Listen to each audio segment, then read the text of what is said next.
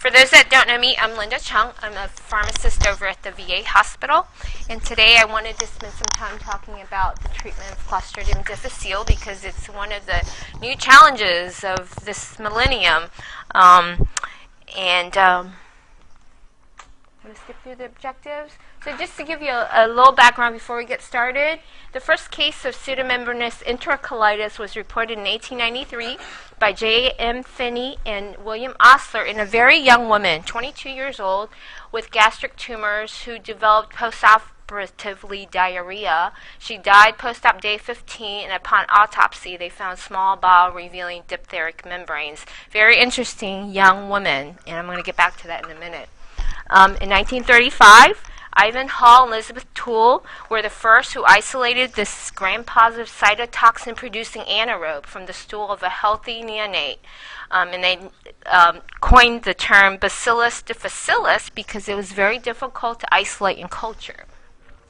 We know that C. diff produces toxin A and toxin B, so the two major exotoxins that are produced. The ability to form the spore allows the C. diff to survive outside of the host and on surfaces, even in very harsh conditions. And the spores are easily transmitted from contact person to person. Still, primarily, it's a nosocomial infection, but we are seeing more and more in the community, and I'm going to touch on that in a little bit.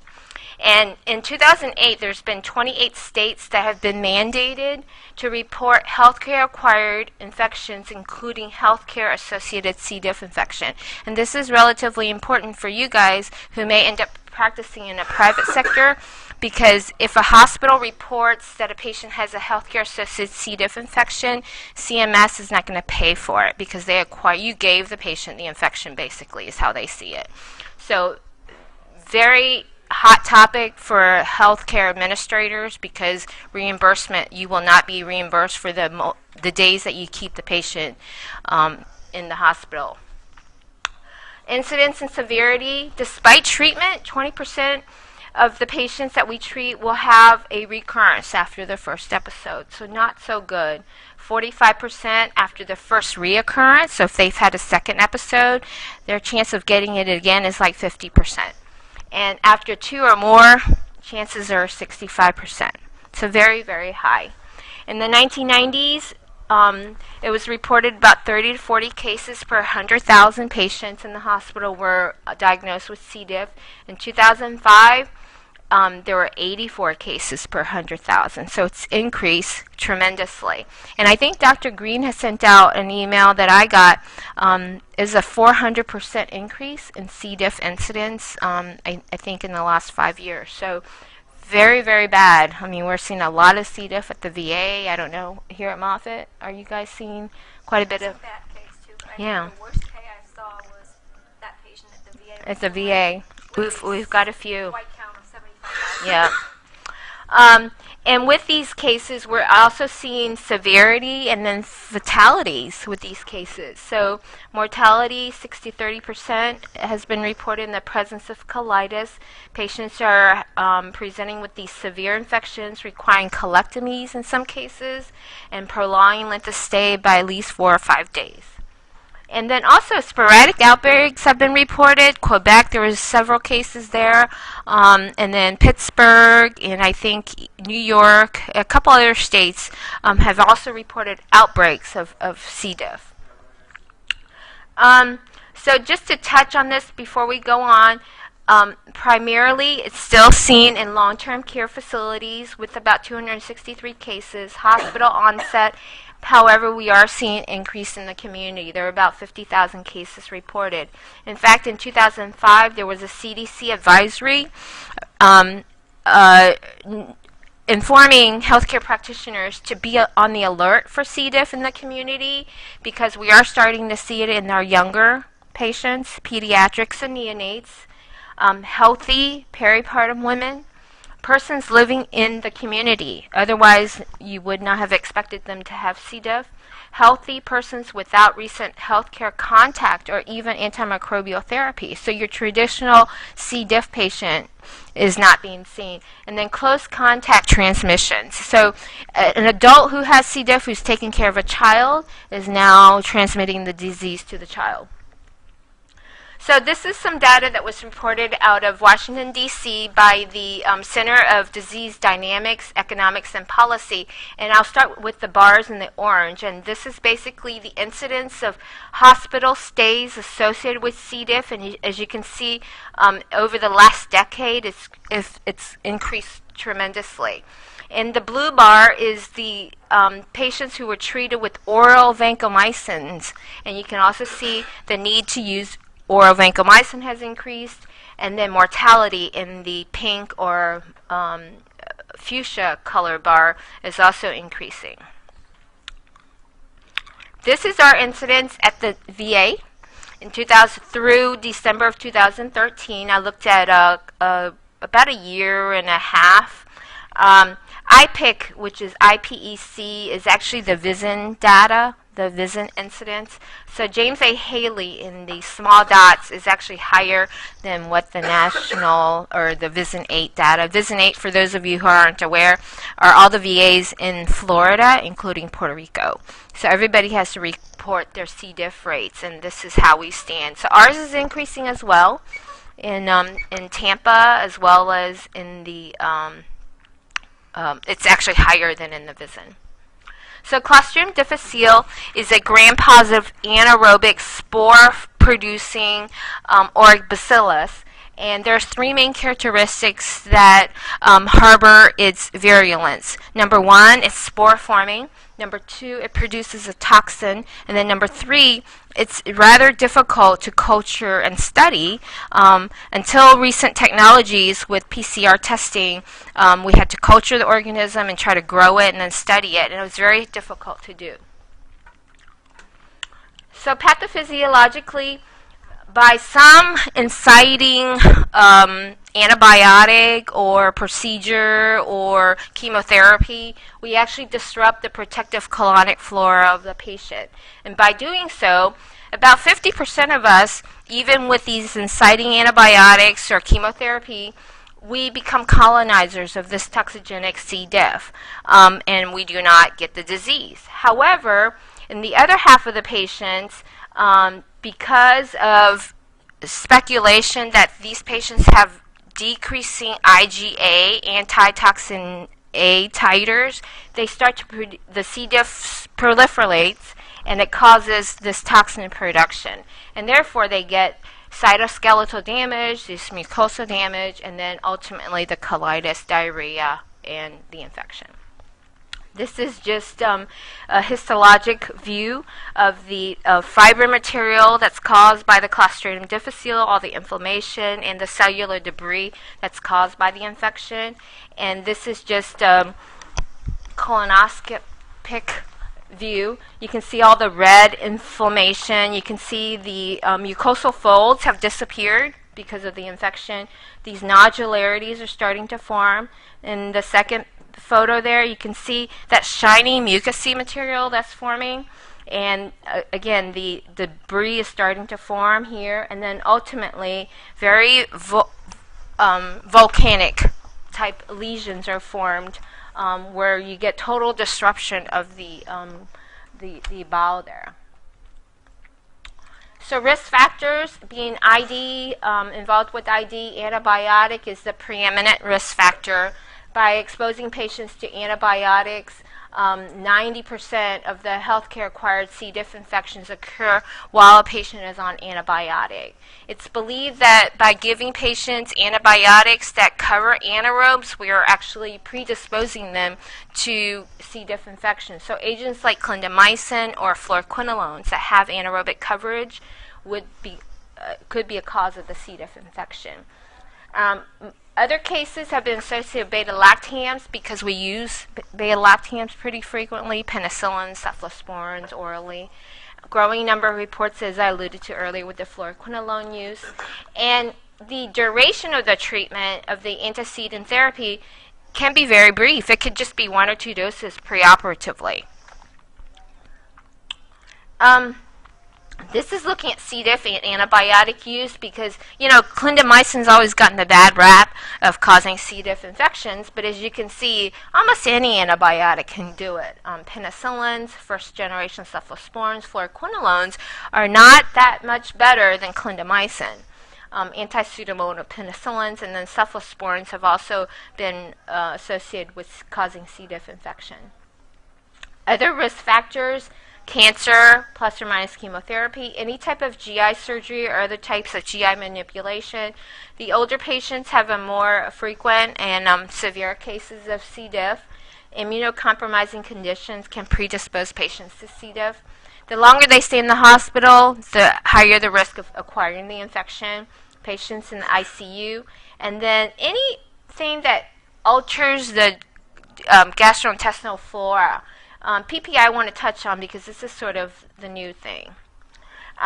PPI use, proton pump inhibitors in C. diff infection, have recently, I think in the last 5 or 7 years, there's been more and more data to suggest that PPIs have been linked to the increased rate of C. diff. And this was a study out of JAMA 2005. And basically what I wanted to show you here was that with the use of proton pump inhibitors, the adjusted rate ratio of proton pump inhibitors causing C. diff was almost as high as antibiotics. Yes? Were, in the statistics, I don't know if you're familiar with it, but did they control for patients that were on both PPIs and antibiotics versus just I think that this was just PPIs or just antibiotics, not concomitantly. Right. This was a meta-analysis. They evaluated 20, I think it was 23 I counted, 23 studies that looked at patients who were on a PPI, that should say PPI, not a PI, and C. diff infection. And there was a relationship or a correlation that suggests that patients on PPIs have a higher cumulative risk of getting C. diff infection. Okay. In 2012, the CDC, or the FDA, excuse me, actually issued a drug safety communication suggesting that PPIs may be associated with an increased risk of C. diff infection and that patients should immediately contact their healthcare provider and seek care if they are taking a PPI and develop diarrhea. Okay? So I think there's enough evidence now to suggest that PPIs, there's definitely some sort of correlation with PPIs and C. diff infection. And I personally think we way overuse PPIs.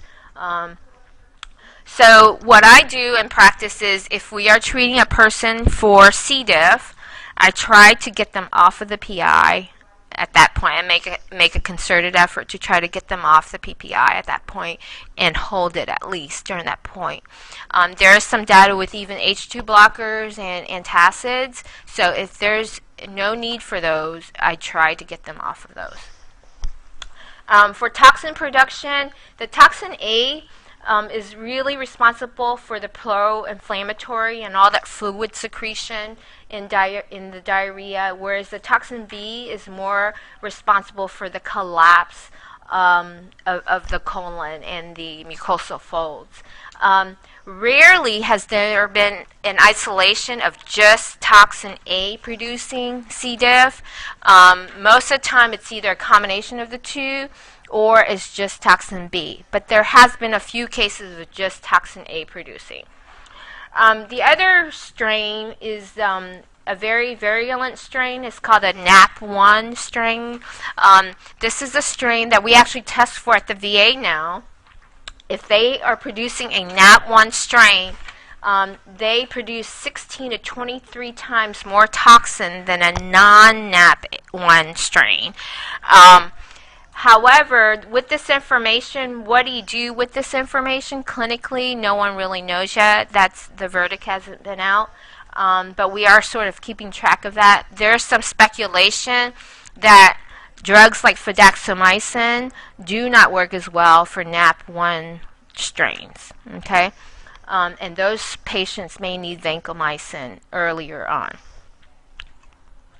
Okay, so clinically, patients will present with the diarrhea, and the definition of watery diarrhea is greater than or equal to 3 unformed stools within 24 hours. That's a definition that's been being used by Shea.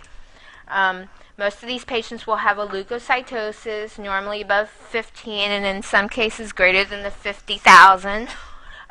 Most of them will have some sort of low-grade fever and the abdominal distension and cramping. In more severe cases, you'll see pseudomembranous colitis with ulcerations. There's a lot of release of proteins and mucus inflammatory cells that I showed you in the pictures earlier. They can get fulminant colitis with severe abdominal pain, distension, hypovolemic. They can get lactic acidosis with extreme white counts above 40 or 50,000. And then toxic megacolon, severe abdominal distension and pain, in which case they may even have an ileus at that point. You will get no diarrhea. They may be in shock. They will have a marked leukocytosis.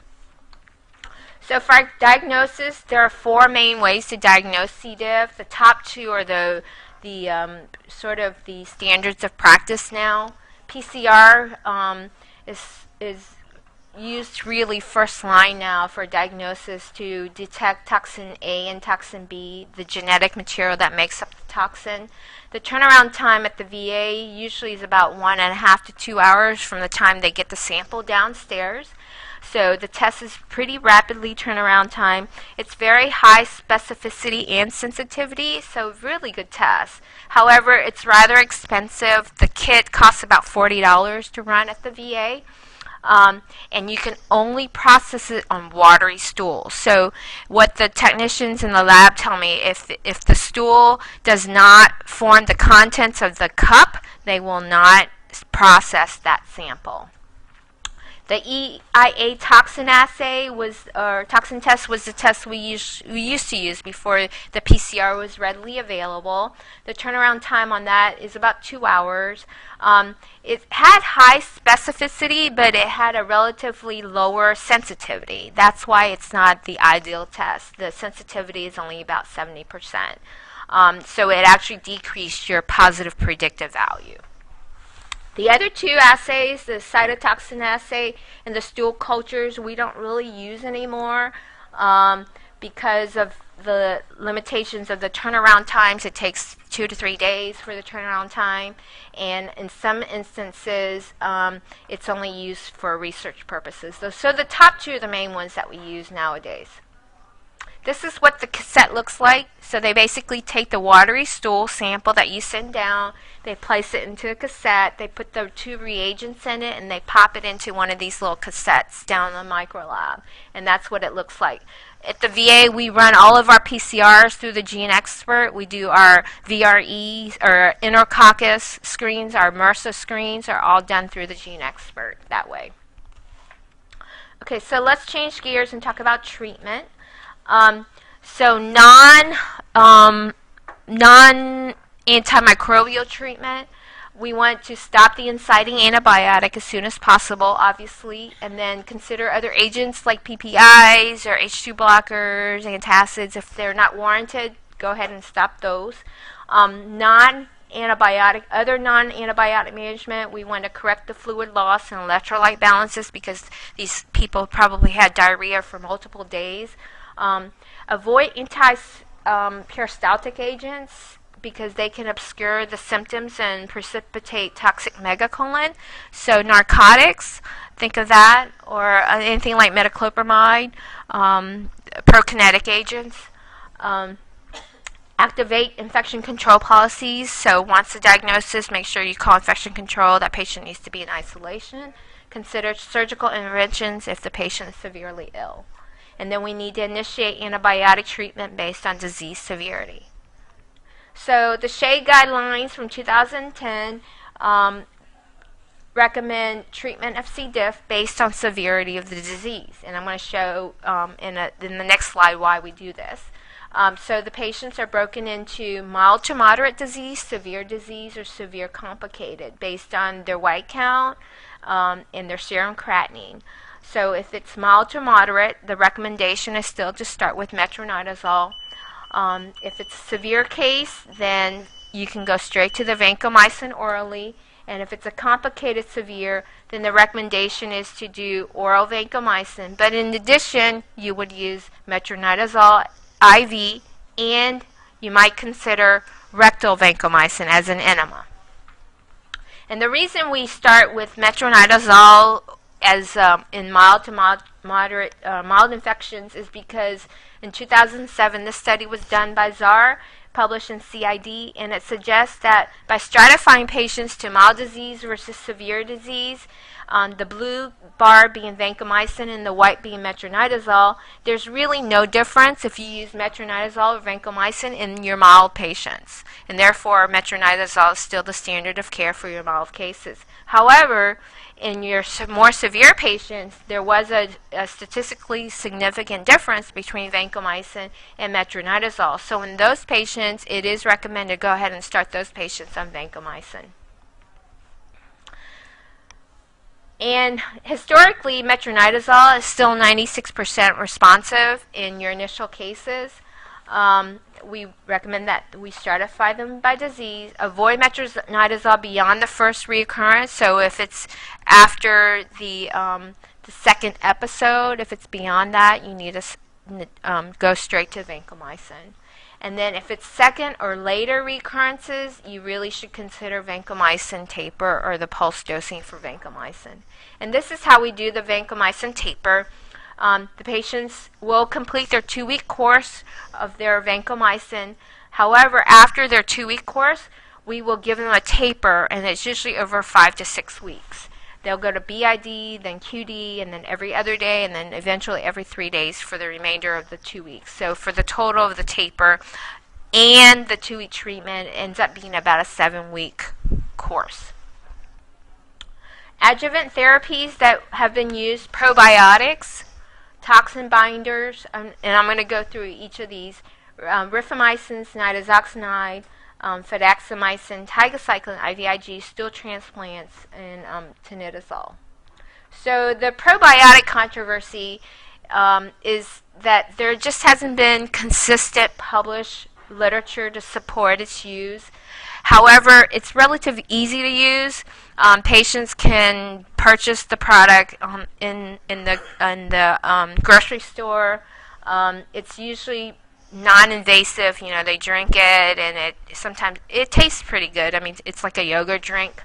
It comes in different flavors: strawberry flavor, blueberry flavor, that sort of thing. However, the only potential is that it has been shown that some patients who are on probiotics have a predisposition to secondary bloodstream infections because they get bacterial translocation, and therefore they either become bacteremic or fungemic from the probiotics. So that's one of the limitations, and it's been shown in a couple studies with controversial or contradicting results. So you don't do it? Okay. So the bottom line is there's insufficient evidence of routine clinical use. If you're, you might want to take it case by case and evaluate it that way. Rifamycin, we use this for what we call the rifaximin chaser, right? So after patients have failed maybe 2 or 3 times, have been on the vancomycin taper, we will follow it up with what we call the rifaximin chaser. We'll give them 200 milligrams POTID of rifaximin. It's usually 14 days after the vancomycin is completed. Nitazoxanide. This drug was sort of interesting when it first came out, and people were kind of charging at it and wanted to go ahead and use it. But then I think it sort of, I don't know, it didn't really prove to be very effective. So now people are kind of not using it much anymore. In this study, it showed that it was non-inferior to vancomycin. The initial response to vancomycin was 87%, and to nitazoxanide was 94%. Nitazoxanide does not have the indication for C. diff. It only has the FDA-approved indication for Giardia and Cryptosporidium.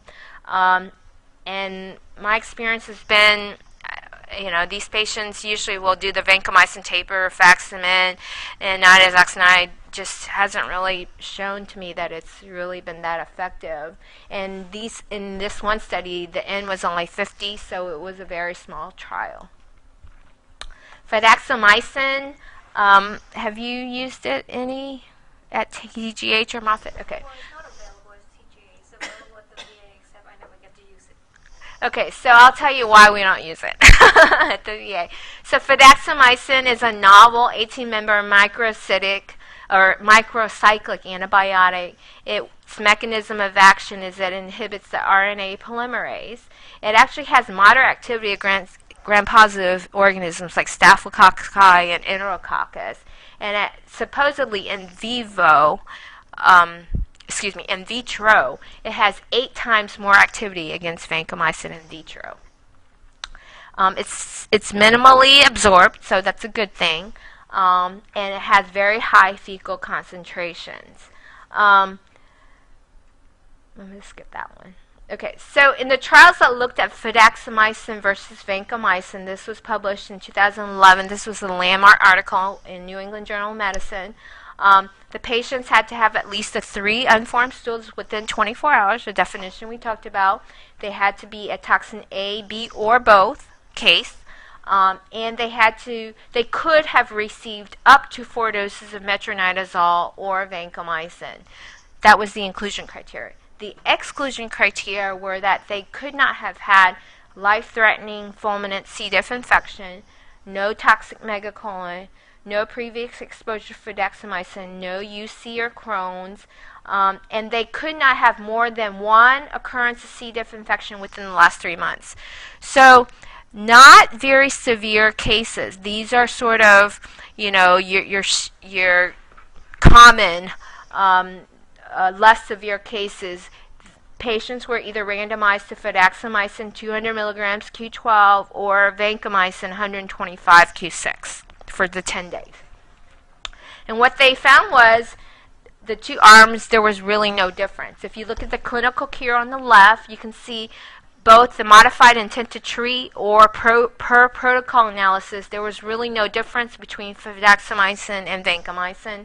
In the recurrence rates, there was slightly more recurrence with the vancomycin arms, and global cure, there was slightly more recurrence and more global cure with fidaxomicin in this analysis. But keep in mind, these are going to be your patients who present with their first episode.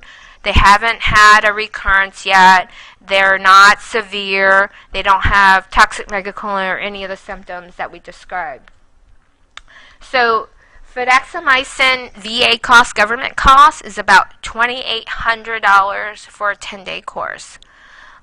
So very, very expensive. They actually have a Optimer patient assistance program. So in the private sector, if you're writing a prescription, I would highly recommend that your patients try to reach out to them, because the company is offering free drug to the patients if you really feel they need it. Okay.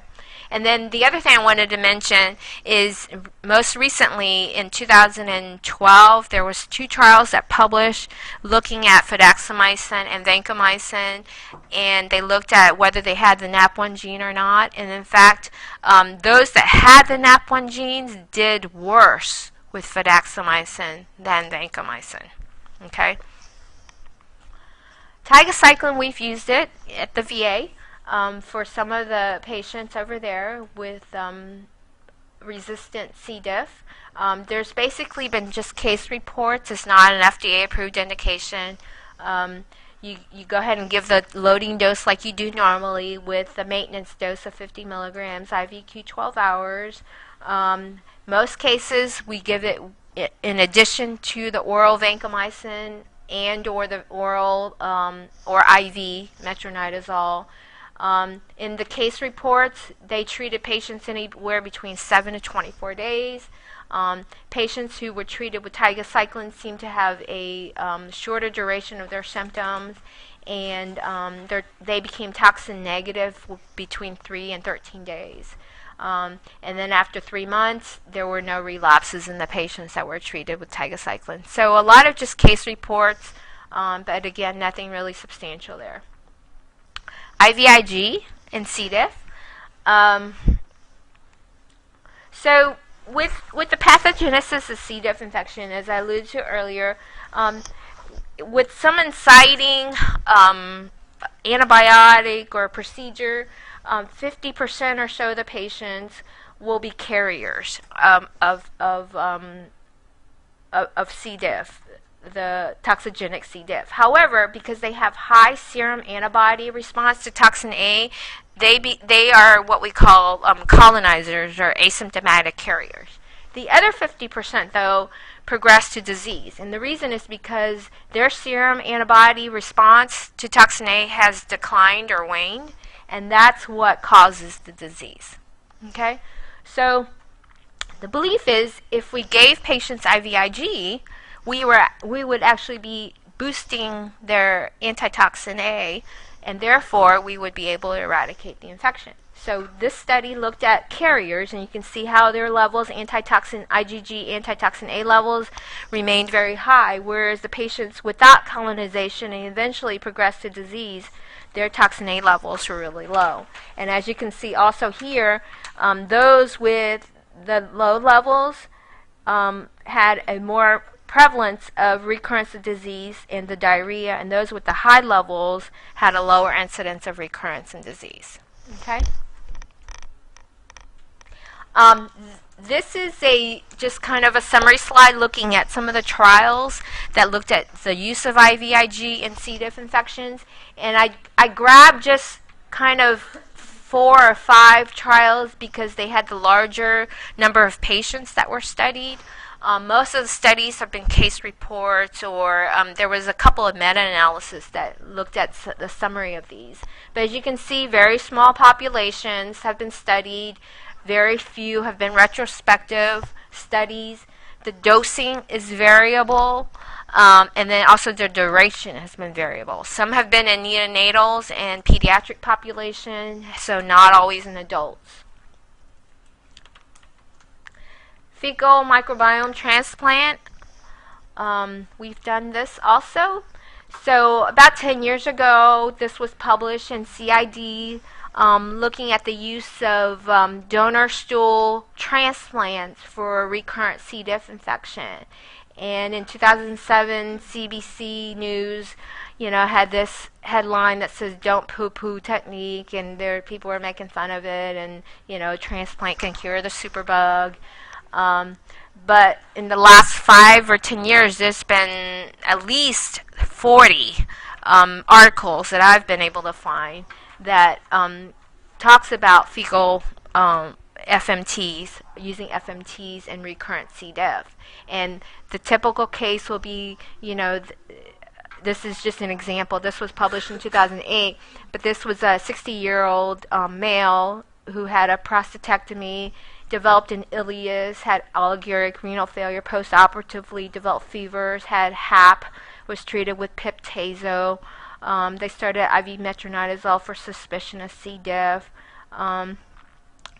So he had a sigmoidoscopy, and he had extensive disease, and they had to give him rectal vancomycin.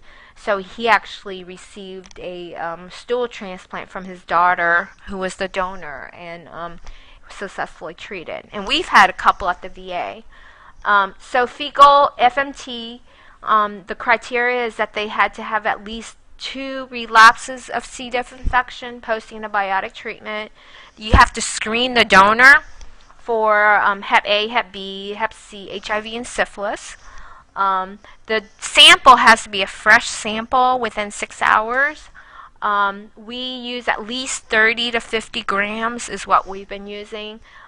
We homogenize the sample with saline and then blend it in a coffee filter, blend it and then filter it with a coffee filter and gauze.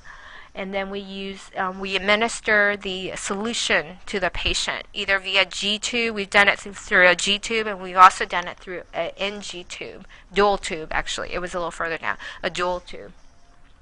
Prior to giving the patient this regimen, you have to give them vancomycin, 250 milligrams Q8 hours for about 4 days before you give it, the FMT.